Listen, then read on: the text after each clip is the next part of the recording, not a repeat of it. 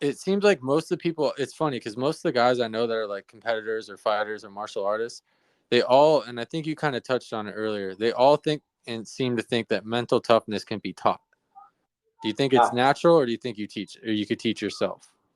You could definitely teach yourself, but it's not something somebody. I mean, if like I said, if you're gonna listen, like how I was saying, my mental toughness comes from being, all the hours of meditation that I put in.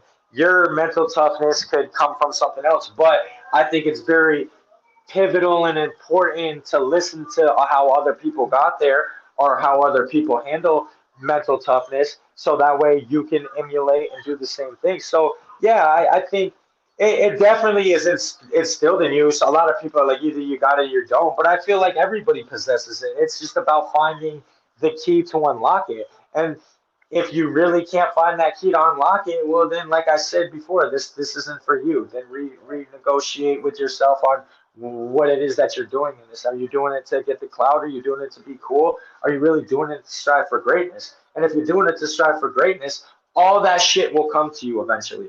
Those who seek it will find it. I promise you. Especially if you put everything into it that you know you're supposed to. And like I said, there's a criteria. The law of attraction doesn't just work when you're like, hey, I want to be a great professional fighter. No, no, no, no, that's not how it works, bro. And then oh, well, I put it out there in the universe. How come I don't get it back? Because you're not doing the proper things to assure that. One of the things that I did, I wrote it in a journal many years ago, multiple times. I've had a journal that I've kept since I was 16. That's got a lot of the same shit in it. So I put it on paper. I said it with my mouth, and then I put the actions towards it, which was training my ass off and never being satisfied. So if I didn't learn it from this place, I'll go over to this place.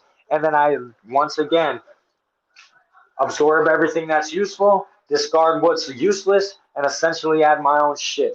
Bruce Lee philosophy 101 once again. And that's why I learned so much from him because I've already quoted the man fucking 3 or 4 times in this podcast, and all of those quotes we could use. And not only life, but in fighting, or I should say, not only in fighting, but life as well. You know what I mean? Like everything that I stand for and I put out there is life lessons as well. It's not just fucking fighting. This isn't just fighting. This is life as well. You know what I mean? So Yeah. all of that shit. All of that shit is super fucking important, and it goes hand in hand. And I mean, I just like Tupac said too, like I'm not trying to change the world, but I want to spark the next motherfucker's mind that could possibly change the world with advice like this or knowledge like this or whatever it may be like this. You know what I'm saying? So like, yeah, and I love giving back. I love talking to the youth, man. I love to school the younger generation and let them know what I did and how I did it to become successful is the same thing you can do to become successful.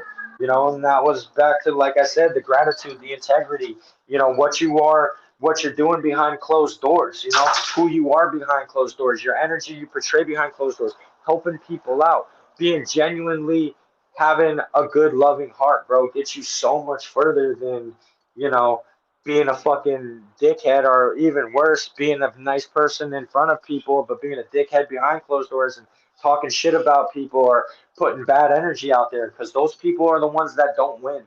Are the ones that are nice to your fucking face but have a whole lot of shit to say to you behind your back. Those are losers, bro. If I'm gonna fucking say anything about anybody, only reason why I don't say it to your face is because I don't want to have to knock you out half of the time. You know what I mean? Or I don't want it to get into a confrontation or a fight. So I'd be like, yeah, no, yeah, that was you're a good person, but a lot of the times that's why I don't have it. I lost, quote unquote, real friends because I had to fucking tell them about themselves and be like, no, bro. And the people that couldn't fucking deal with that or couldn't take that shit, it was a fucking, it was a joke, man. Yeah. I mean, you've, as long as I've known you, you've always been working towards it. You never let any of your losses really discourage you. You kind of brush them off, and you've And always. a lot of people, like I said, a lot of people they don't understand either, like me being in those fights and having like real good fighters come up to me after I fought them and being like, the one kid he was an amateur champion and was like he was like, damn bro, you almost broke my jaw. There was another kid that was another amateur champion I fought, and he came up to me after the fight and was like, damn bro, you almost knocked me out with that overhand right. And then like, that was enough motivation and fuel for me to be like, see man, see, I'm almost fucking there, because that's why I choose to fight, and that's why I fight, because bro, it's so fucking challenging. Like you said, your Oh yeah. mind, your body, your heart, everything's got to be in tune if you're going to be good at this. And if it's not, it shows up underneath those legs. So it's a constant adjustment, a constant, okay. And I'm so happy with where I'm at, because I still feel like I still got at least 5, 6 years in this, and I'm in a very good position, and I'm still learning every time I get in there. You'll never see the same Ryan.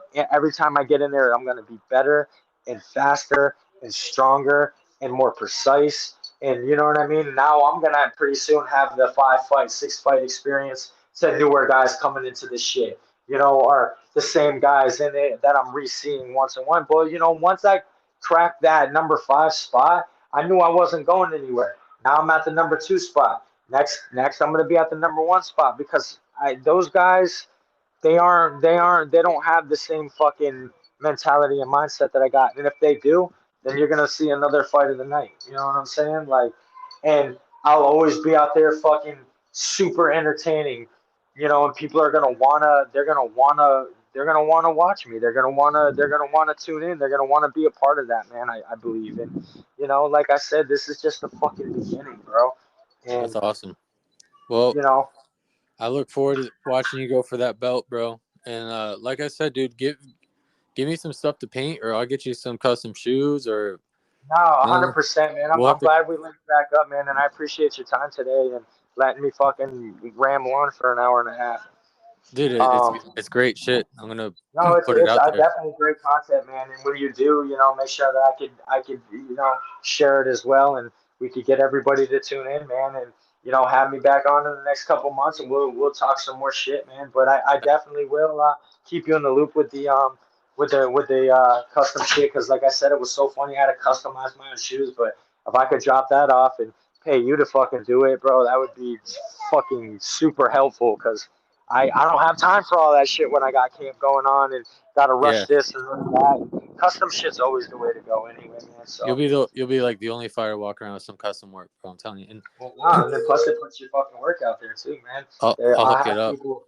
Even Travis, when he was down here for his other camp, was asking me that, "Hey, do you got anybody that does custom work on shoes?" I was like, "Nah, I don't." But bro, really, I got the plug for everything, man. From being in the damn barbershop, bro. I'm not Use your one stop fucking shop. resources, bro. Yeah, you need a plumber, you need an electrician, you need a goddamn another barber, you need an artist, you need a fucking whatever you got. I got it, bro. Just we're not doing illegal drugs, all right? We're trying to keep this thing running. So We're keeping this kid no friendly prostitution. ish. Yeah, Not yeah. really, but I yeah, tried, man. man. And we'll link up soon, and I'll definitely be talking to you. Let me know when you get some whatever, I don't know, whatever artwork in. I'll get you set up, and it was great hearing from you. I know we could go forever. I just got Nah, the kids to get. absolutely, man. Oh, that's what I was Yep. gonna say. When you get the belt, bro, we could take pictures with our belts together. Oh fuck yeah. Well, we need to do that anyway, man. Just pop in on me at the shop, bro. Come get cleaned up or whatever, man. I'm still there, baby.